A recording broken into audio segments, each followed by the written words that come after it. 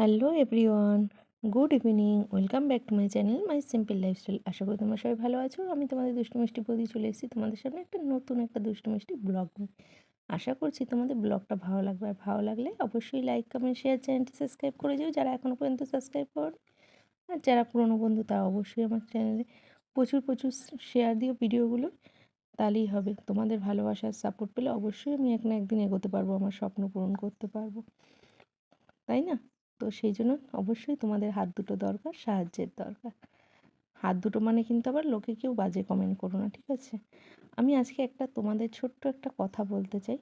আজকে আমার মনটা সত্যি ভালো নেই। প্রথমে ভিডিও শ্যুট করছিলামই না, তারপর ভাবলাম চলো একটু হালকা একটা ভিডিও শ্যুট করে নিই।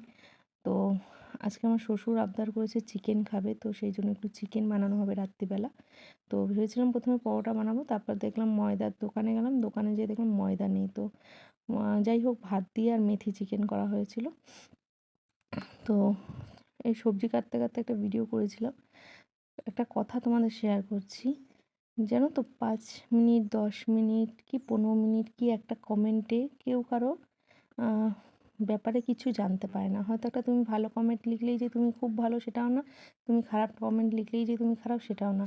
আর আমাকে অনেকেই জাজ করো, খুব বাজে, তুমি বাজে। তোমরা কি করে বুঝলে আমাকে নিয়ে কি তোমরা সংসার করেছো? না আমি কারো বাড়িতে গেছি, না আমি কারোর সঙ্গে ঝগড়া করেছি, না কারোর সঙ্গে অশান্তি করেছি। হুম, আমার জাস্ট 10 মিনিটের ভিডিওতে তোমরা জেনে গেলে আমি বাজে। আমি মেনে নিলাম আমি বাজে, কিন্তু যারা ওই যে বাজে কমেন্ট করছো তারাও তো তাহলে ভালো না, তাই না? তারাও তো তাহলে বাজে। আমি এই কারণে আমি বলতে চাই না, হয়তো কেউ কেউ আমার ভালো বন্ধু যারা আছে তারা বলবে বৌদি বাজে কমেন্ট কেন করছো। আমি বাজে কমেন্ট পড়তে চাইছি পড়িও না এখন, বিশ্বাস করো। আমি অনেকটা ইগনোর করতে শিখে গেছি মানুষকে। কারণ আমি দেখেছি মানুষকে আমি যতটা মানে ভালোবেসে দেখেছি না, ততটা মানুষ আমাকে মানে কষ্টই দিয়েছে। সেটা আমি আমার নিজের দিক থেকেই দেখেছি। আমি কাউকে প্রচুর নিজের কাছের লোককে আমি মনের কোনো কষ্টের কথা বলেছি, সে ভেবেছে হয়তো তাকে আমি টোন কেটে কথা বলেছি, কিংবা তাকে হয়তো কথাটাকে আমি শোনাচ্ছি, কিন্তু না। কিংবা তার কাছে হয়তো আমি কিছু চাইছি, তাই জন্য আমি তাকে এই কথাগুলো বলছি, এরকম অনেকে ভেবেছে। তো আমার সেই সমস্ত কিছু নেই। আমার সবসময় চাই আমি যেইটুখানি আমি নিজে মানে আমার যেইটুখানি দরকার আমি চাই, অন্তত আমি যেন নিজে কিছুটা হলেও আমি তার মধ্যে কন্ট্রিবিউট করতে পারি। সেটা আমার জামা কাপড় হোক, খাওয়া দাওয়া হোক, সাজ পোশাক হোক, যেটাই হোক।